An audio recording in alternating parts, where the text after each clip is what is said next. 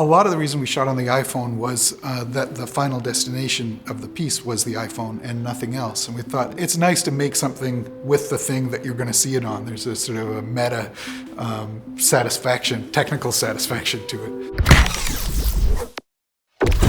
I'm Bruce Alcock. And I'm Jeremy Mendes. And we're the creative directors of Far Away from Far Away.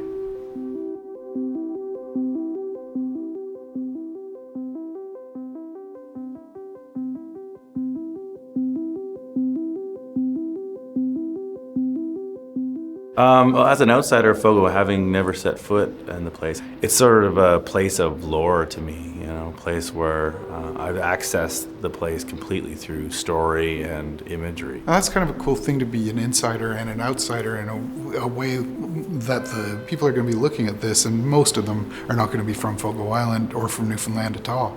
There's also like an interesting time lapse that happens because we were mixing footage from 4 years ago against footage that was shot in like the 50s and 60s. So there's a huge space that's missing. So there's a sense of it almost like opening a time capsule in some way. As an animator, I love Baroque over preparation for everything that I do.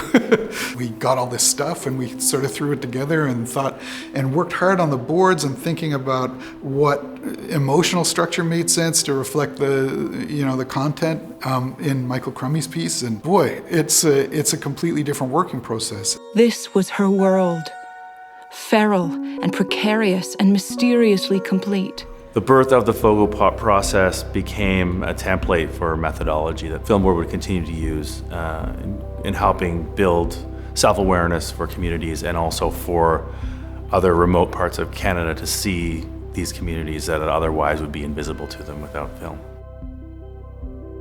There's an obvious comparison to Instagram stories, and we were thinking about them a lot while we were making this. And the immediacy and easy availability of a thing that's in your hand, holding the story in your hand, playing around with it and sort of looking around at footage, but also looking around the idea of what we're representing. It's like you've taken all of the possible cuts you could make in an edit suite, and you've got them available all the time. And you can play with the cut while you're looking at the thing. And in that way, it's not a film, it's a sort of a living thing that's familiar because of memes, because of Instagram, because of Snapchat, so many things. Like it speaks to everyday experience in a way that a regular film can't.